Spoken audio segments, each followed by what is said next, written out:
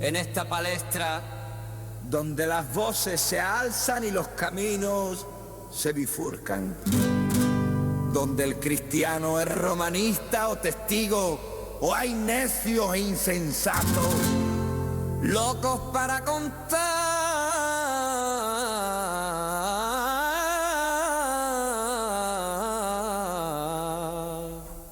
relatos.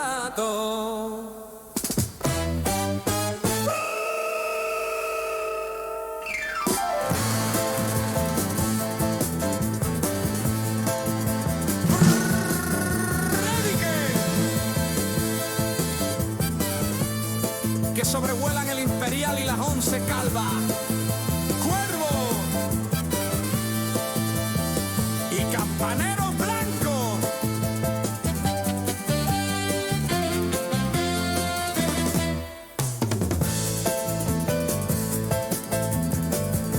En medio de esto, una pregunta que lo cambia absolutamente todo. Que Cristo murió y resucitó según la historia. Flavio Josefo, Plinio el Joven, Tácito, C.S. Lewis, Josh McDowell, Lee Strobel. Lee, culturízate, deja un poquito Netflix y lee más tu Biblia. Porque, como dijo Isaías, ay de mí, que soy muerto.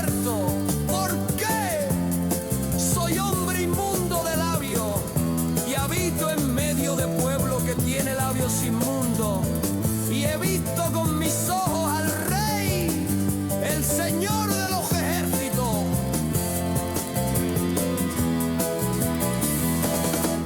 Aún así vive la vida, que vida solo hay una. Sí, vive la vida, pero como que hay un juicio con Dios.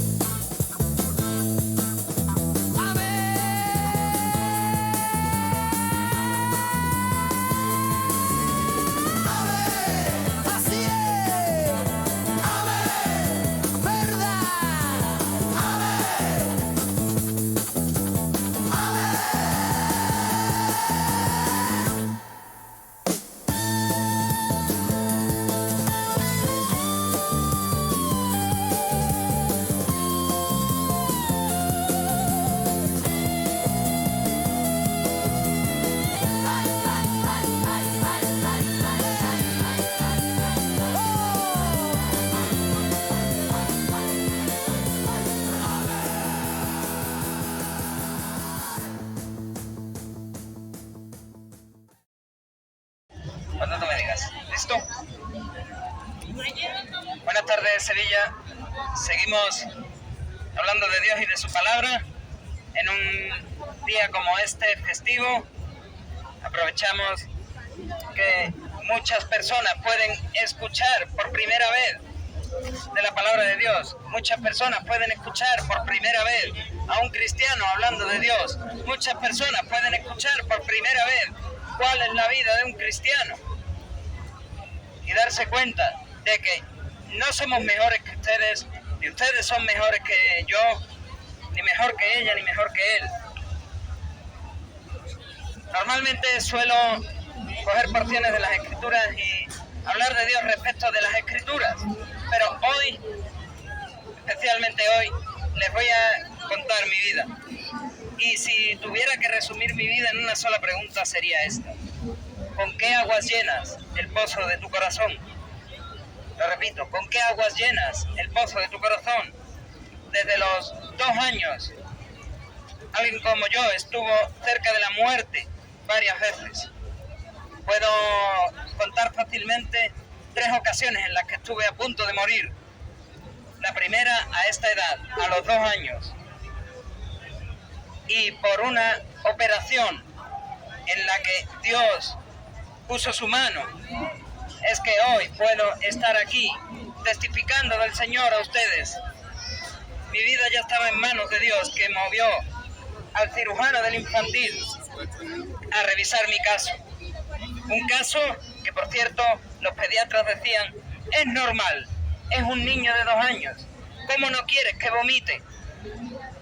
Pero en realidad Dios le enseñó a este cirujano una falla de un niño prematuro, una falla en la abertura final del estómago, que estaba cerrada, y él tuvo que rajarme en la barriga y abrirme ese lugar para poder estar hoy aquí.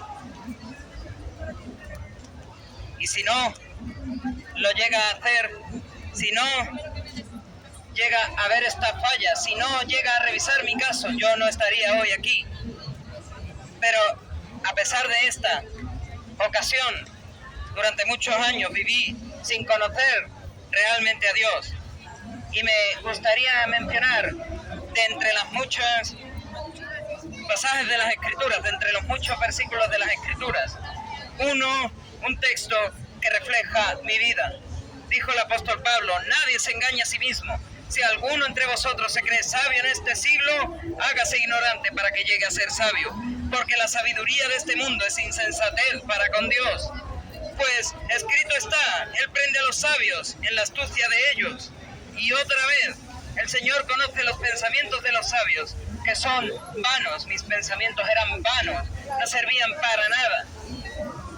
Así que ninguno se gloríe en los hombres, porque todo es vuestro. Sea Pablo, sea Apolos, sea Kefas, sea el mundo, sea la vida, sea la muerte, sea lo presente, sea lo porvenir, todo es vuestro, y vosotros de Cristo y Cristo de Dios.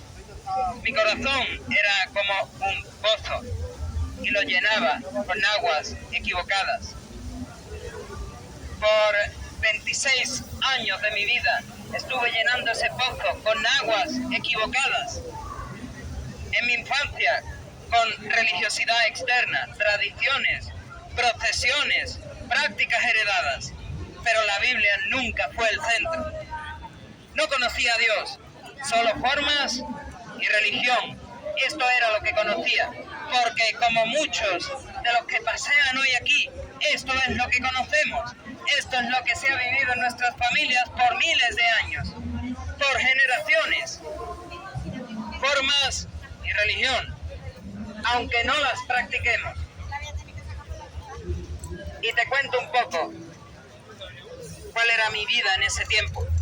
Pseudo nazareno de la Trianera, conocedor desde pequeño de los nombres de las imágenes de María que salían en carrera oficial. Un estudiante que en tiempos difíciles rezaba a una estampita pegada en su cuarto de Jesús de las Tres Caídas para aprobar los exámenes como quien tiene a un genio de la lámpara. Ese era yo. ¿Y acaso me sirvió para algo ese conocimiento y esa religiosidad superficiales? Como dice Santiago al respecto de mi conocimiento, ¿tú crees que Dios es uno? Bien haces. También los demonios creen y tiemblan. Por si fuera poco, por si no me bastase con haber nacido en un país católico, en una ciudad muy mariana, por si no me bastase con haber procesionado de nazareno, con haber rezado ante una estampita de Jesús, también crecí entre influencias bastante opuestas. Incredulidad en forma del ateísmo, por un lado, y prácticas de adivinación, de tarot y libros de brujería por el otro. Mientras la voz de las circunstancias decía, tú eres católico, como todos. Tú eres católico, como todos los demás. Sin darme cuenta, mi corazón ya estaba siendo moldeado por dos pecados: incredulidad e idolatría. Incredulidad e idolatría. Más adelante, tras una primera comunión donde, según mi párroco, ir a la iglesia era innecesario para recibir este rito, pude ver incoherencias entre lo que se practicaba. Pues a mi párroco lo cambiaron, pusieron a otro. Y con mi hermano sí fue obligatoria la asistencia de domingo, como quien levanta la mano en la clase cuando están pasando lista. Debía asistir todos los domingos a misa o no le darían la primera comunión. Y ahí es donde verdaderamente conocí lo que era el catolicismo romano. Una religión que dice hablar de Dios, una religión que dice conocer la tradición mejor que nadie, pero que jamás en 2 años le dijo a nadie: tú tienes que leer la Biblia, tú debes de leer los padres de la iglesia, tú debes leer a Agustín, y tú a Ignacio, y tú a Ireneo, y tú a Eusebio, y tú a Orígenes, y tú a Juan el Damasceno. Pero no, eso nunca ocurrió. Eso jamás ocurrió. Pero también vi esta innecesidad de ir a las escrituras o a la tradición para ver la fuente de su enseñanza. Por esto caí en decepción con este tipo de religiosidad. Pues como Pablo expuso a Timoteo, y lo volveré a citar más adelante, que tendrán apariencia de piedad, pero negarán la eficacia de ella. A estos evita. Pero en lugar de ir a la verdad, lo que hice fue irme más lejos. En lugar de decir: voy a leer las escrituras, ya que veo que ellos no lo hacen, lo voy a hacer yo. En lugar de eso me fui más lejos.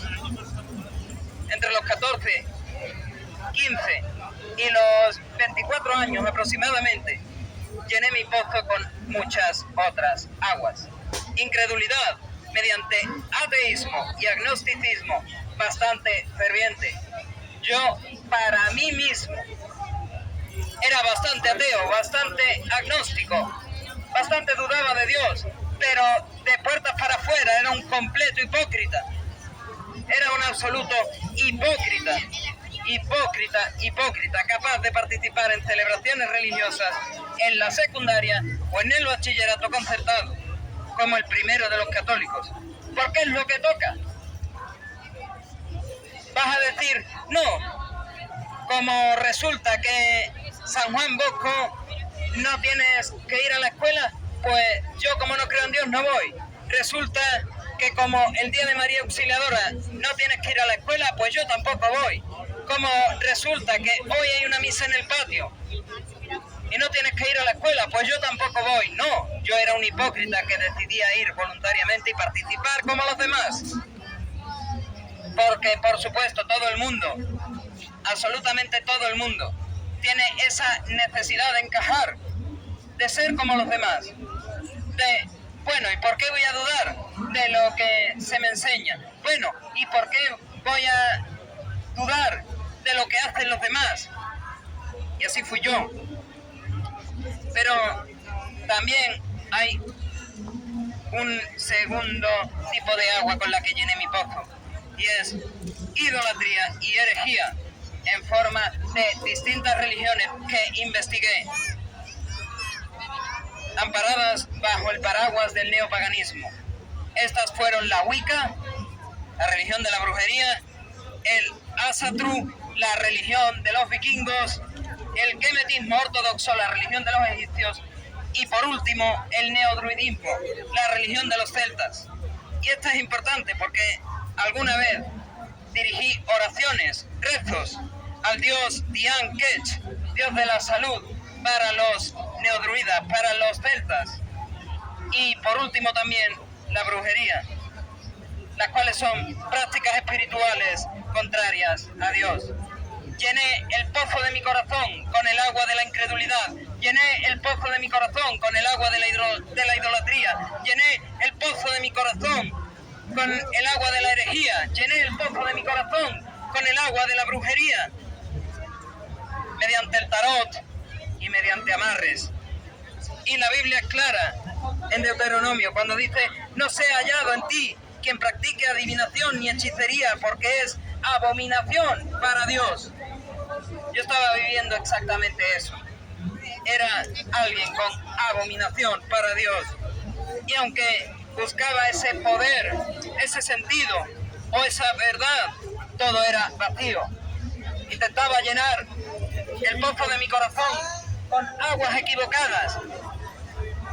Y como dijo, si no recuerdo mal, el profeta Isaías, en mi corazón había una cisterna rota que cuando la llenas de agua se va saliendo por los agujeros. Así era mi corazón. Todo era vacío, vacío, vacío. Incluso en otros momentos donde estuve cerca de la muerte, una descarga eléctrica bastante fuerte en mi mano izquierda al sujetar una vieja lámpara de metal que estuvo a punto de llevarme a tener ese encuentro con mi creador, como mencionaba ayer, o una fuerte caída desde las escaleras de la azotea un día lluvioso, con un barreño y un montón de ropa seca y un resbalón, y casi parto a conocer a mi creador. En esos dos momentos sí recuerdo que hacía promesas a Dios de creer en Él y de ir a la iglesia, pero eran promesas superficiales, eran promesas que no servían para nada. No había un arrepentimiento real, porque mi problema no era la falta de experiencias, por supuesto que no era ese problema. Había estado investigando en un sitio y en otro, y en otro, y en otro, y llenando mi cabeza de conocimiento. Pero era, sin embargo, un corazón en rebelión contra Dios. Como dice Jeremías, engañoso es el corazón más que toda cosa creada. ¿Quién lo entenderá sino solo Dios? A los 25 años tuve un primer contacto más serio con la idea que se refleja en este cartel, la ley de Dios. Tuve un primer contacto más serio con la idea de la ley de Dios, pero también con nuevas herejías y control mental. Caí en las manos de la secta que todo el mundo nos acusa cada vez que nos ve, en forma de negación de la Trinidad, de la divinidad del Hijo y del Espíritu, del infierno, la negación del infierno y la negación de un alma que superará para siempre la muerte física. Así enseñaban en un pequeño manual que tu profesor de estudio bíblico te hacía leer qué dice la Biblia. En este caso era un manual gris, tenían uno anterior de color crema, amarillo, pero eran las mismas doctrinas. Quizás había cambiado algo en esos 5 años, pero no importa. Lo que sí importa es que, teniendo este acercamiento a la ley de Dios, encontré este mandamiento: honrarás a tu padre y a tu madre. Y tuve que salir con todo el dolor de mi corazón, pensando, ya encontraré un trabajo, ya tendré dinero, ya podré emanciparme y volver a entrar ahí adentro. Cegado y más cegado y más cegado en el entendimiento y en el corazón, pensando, ya volveré con estos, con los supuestos testigos de Jehová. Ya me haré, terminaré este estudio bíblico, me bautizaré, me haré precursor regular y posiblemente después piense en hacerme misionero. Después posiblemente piense en ir a la escuela bíblica de Galaad. Pero gloria a Dios que esto no sucedió y que hoy puedo estar aquí testificándoles de Dios. Si aún no lo sabías a lo que me refería, piensa en esos cristianos con carritos llenos de materiales de su religión y personas que llaman a su puerta para que se queden con sus revistas, los supuestos testigos de Jehová, obviamente, pero aún no entendía el Evangelio y volví atrás, volví al ateísmo, volví al agnosticismo, volví a volver a revisar el neopaganismo. ¿Por qué no? Quizás esta vez sí funcione. Por supuesto, pasó este año 2019, a mis 26 años, siguiendo buscando intensamente, volviendo otra vez a internet, lo cual me había llevado anteriormente al neopaganismo y posteriormente a los testigos de Jehová, y comparé y analicé y estudié y pude entrar en una iglesia que llamaríamos evangélica, donde, como los testigos de Jehová, sí usaban sus Biblias y no eran aparentemente hipócritas. Uno, después de mis experiencias, sabe que los testigos de Jehová son más hipócritas de lo que parece. Son muchísimo más hipócritas de lo que parece. Y lo estuve mencionando el lunes en el centro, cuando hablaba de 1 de julio de 1945 y ese artículo en esa atalaya, la santidad de la sangre, y mencionaba la última actualización del JW Broadcasting de marzo de 2026 y cómo habían cambiado esa doctrina respecto de las transfusiones de sangre. Como habían dicho en el pasado, toda transfusión de sangre es pecado contra Dios. Y como decían ahora, pero la sangre que sale del cuerpo, que es almacenada y que vuelve al mismo cuerpo, es una decisión personal de la persona, si lo hace o no, está permitido. ¡Qué hipocresía! ¡Qué hipocresía! Pero, siguiendo investigando, incluso habiendo llegado a una buena iglesia, habiendo llegado a una iglesia donde de verdad se predicaba la palabra de Dios, donde de verdad se exhortaba a la gente a leer las escrituras y a investigar por su cuenta si lo que se decía era verdad, aún ahí seguía investigando, porque en mi cabeza había todavía una posibilidad de que no estuviese en un sitio correcto. En mi corazón todavía era como, bueno, imagino que esta es la verdad, pero me falta algo, me sigue faltando algo, me sigue faltando más conocimiento. Debates en internet con apologetas católicos, investigación y una lectura profunda de los padres de la Iglesia, concretamente la lectura de las 7 cartas de Ignacio de Antioquía, me llevaron, bajo un lente equivocado, a acercarme profundamente a formas más estructuradas de religiosidad cristiana. Y mi compañero Cristian seguramente reconozca un objeto como este, de los que se usaban en la iglesia donde caí. Esto es un cordón de oración para el católico romano que nos escucha en Europa del Este, en el catolicismo autóctono de la Europa del Este, el catolicismo ortodoxo. Esto es como un rosario.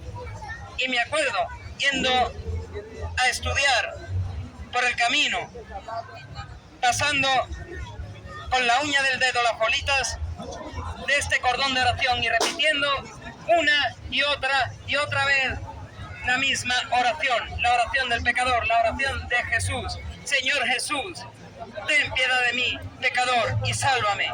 Y cuando terminas el cordón de oración, como si estuviesen recitando la gran letanía y estuviesen recitando un montón de veces el nombre de Jesús, el nombre de María, el nombre de Dios, el Kyrie eleison, hacer la señal de la cruz y el proscuneo, la señal de la cruz y el proscuneo.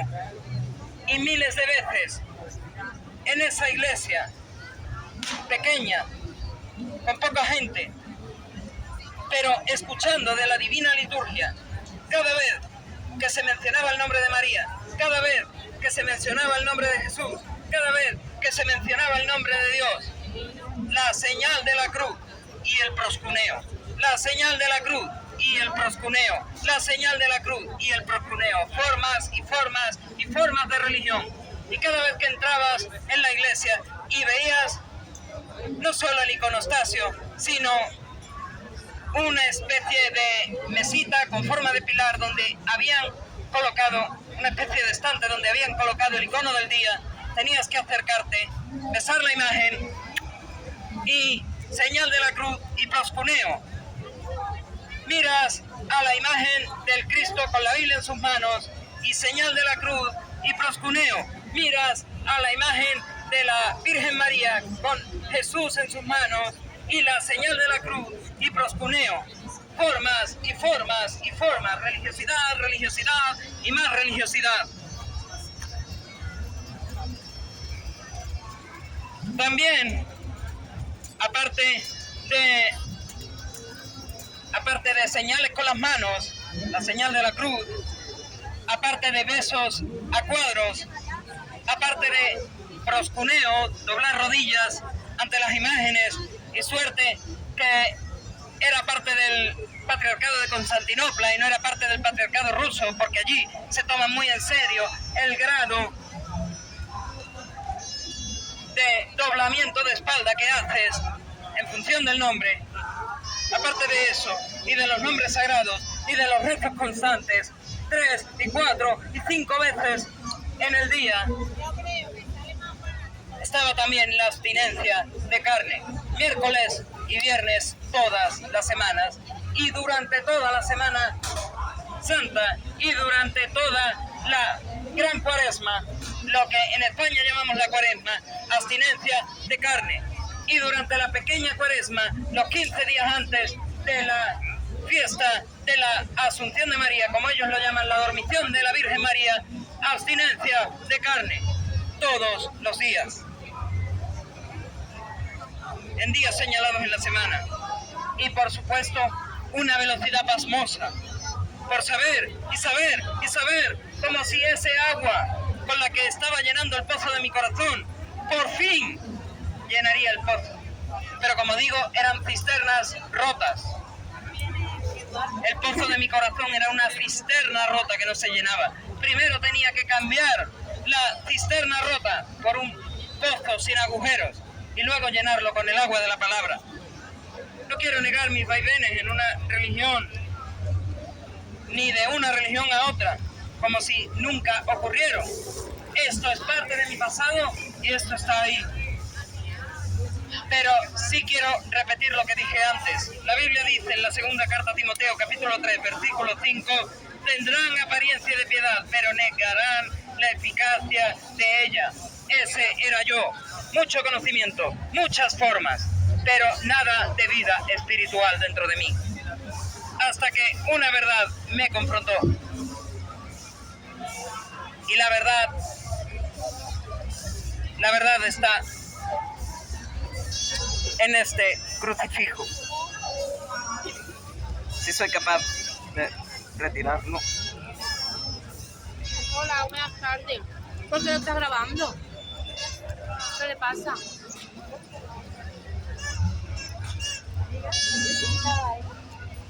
No, que vengo con ella. ¿qué le pasa? No, está hablando de Dios. Ah, me encanta. La verdad,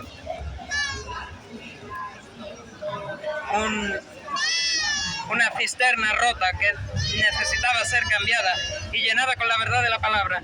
Y la verdad está en este crucifijo vacío, en esta cruz vacía y en esa tumba vacía.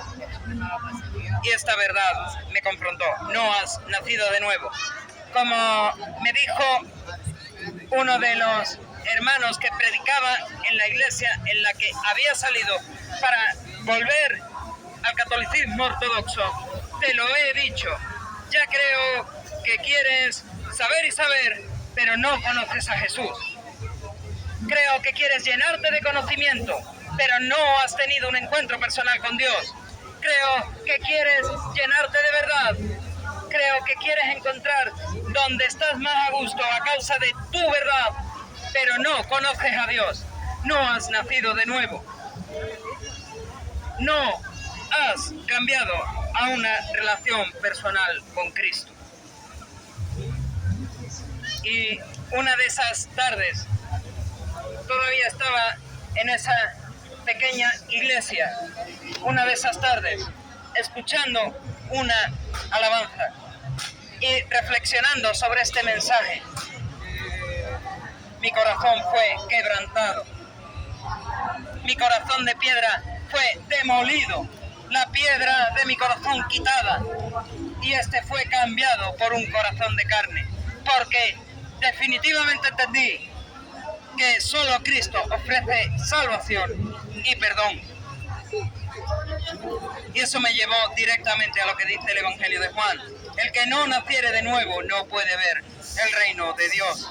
Ahí entendí que mi problema no era elegir bien entre una religión y otra. Era que estaba muerto, y muerto espiritualmente. Entonces, por primera vez, entendí el Evangelio con claridad. Que yo no era neutral, ni un buscador sincero. Que yo era un pecador, un idólatra, un brujo, un hereje, un incrédulo, un mentiroso, un desobediente a los padres, que había sido un ladrón, que mis pecados me habían llevado a asesinar a Jesús en la cruz.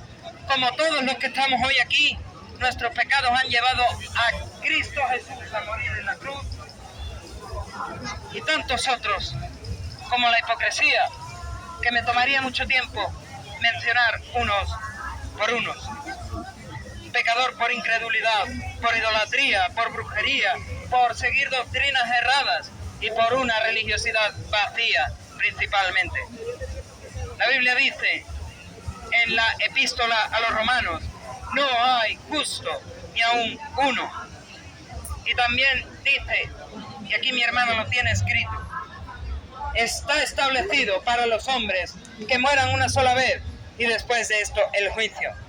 Ya sea cuando tenía 2 años y ese cirujano no llega a abrir el píloro de mi estómago, ya sea cuando con mi mano izquierda sostuve aquella vieja lámpara de metal y me dio una descarga, o ya sea cuando caí en ese día lluvioso por las escaleras de la azotea y me golpeé en la cabeza, ya sea cualquiera de esas 3 ocasiones que recuerdo haber estado a punto de morir. Si llego a partir a la eternidad futura, me hubiese esperado, como he leído, después de mi muerte, un juicio con Dios y un juicio en el que habría sido lanzado a un infierno real, a unas llamas de tormento, a un lloro y crujir de dientes, a un tormento eterno. Hubiese sido lanzado a eso. Por mucho que me hubiesen bautizado de pequeño en la parroquia de Santa Ana, por mucho que hubiese sido un nazareno de la Trianera, por mucho que hubiese rezado a la estampita de Jesús de las 3 caídas, por mucho que hubiese estado en uno y en otro colegio concertado, por mucho y muchas misas que hubiese participado, por muchas divinas liturgias en las que hubiese participado, por mucho hubiese sido lanzado al infierno. Y el apóstol Pablo dijo, y también lo tenemos, que la paga de mi pecado era la muerte. Y esa o la pagaba yo en el infierno o alguien la tenía que pagar por mí. Y es lo que dice, es lo que sigue diciendo. Pero la dádiva, el regalo de Dios es vida eterna en el Señor Jesucristo. Damos gracias a Dios por el Señor Jesucristo, que alguien como yo, que quizás no tiene el mayor de los testimonios, el más increíble de los testimonios, pero que hubiese sido enviado al infierno. Pero Cristo murió en mi lugar. Cristo pagó por mi muerte. Cristo en esa cruz del Calvario tomó la copa de la ira de Dios, una eternidad en el infierno por Pablo. La tomó y ya yo no tengo que tomarla más. Dios en su gracia hizo lo que yo no podía hacer. Él envió a Jesucristo, quien vivió sin pecado. Él resistió las tentaciones, murió en la cruz por nuestros pecados, derramó su sangre, fue sepultado y resucitó al 3er día, como así dice la segunda carta a los Corintios, capítulo 5, versículo 21, al que no conoció pecado, es decir, a Jesucristo, por nosotros, por Pablo, lo hizo pecado. Y entendí que la respuesta no era seguir buscando agua, sino venir a la fuente. Jesús dijo en el Evangelio de Juan, capítulo 7, versículo 37, si alguno tiene sed, si alguno quiere llenar el pozo de su corazón, venga a mí y beba. Venga a mí y beba. Ese día me arrepentí. Ese día verdaderamente creí en el Señor Jesucristo como Señor y Salvador de mi alma. Ahí ocurrió el cambio real. Mi incredulidad fue transformada en fe. Mi religiosidad vacía en entendimiento verdadero, mi búsqueda desordenada en una certeza firme. Como dice Ezequiel, capítulo 36, versículo 26, os daré un corazón nuevo. Dios cambió mi corazón. Dios quitó esa cisterna rota de mi corazón y puso un pozo bien calafateado, bien construido, sin ni un solo agujero por donde escapase el agua de vida de Cristo Jesús. Hoy entiendo, y es lo que me lleva aquí. Entiendo que la salvación es completamente por gracia, que nada puedo yo haber hecho por ganarme mi salvación, que nada puedes tú hacer por ganarte tu salvación. Y por eso estoy aquí, para que lo entiendas, que nada puedes hacer para ganarte tu salvación, solamente creer y creer en Cristo Jesús, solamente tener fe y fe en Cristo Jesús. Por gracia sois salvos, por medio de la fe, y esto no de vosotros, pues es don de Dios, no por obras, para que nadie se gloríe. No es el hombre quien salva, ni es el hombre quien se salva a sí mismo, sino es Dios, solo Dios el que salva. Concluyo con esta pregunta con la que empecé. ¿Con qué aguas estás llenando el pozo de tu corazón? Porque puedes llenarlo como yo, con religión, con filosofía, con experiencias, con conocimiento. Pero si no lo llenas con Cristo, si este pozo de tu corazón son cisternas rotas, como las que hablan los profetas, seguirá vacío. Te recuerdo que solo Dios puede perdonar, solo Dios puede salvar y solo Dios puede llenar el hueco de tu corazón y saciar la sed que tu alma tiene de Dios. Solo Dios te puede otorgar la salvación y te puede abrir las puertas del cielo que ninguno merecíamos. A Él sea la gloria.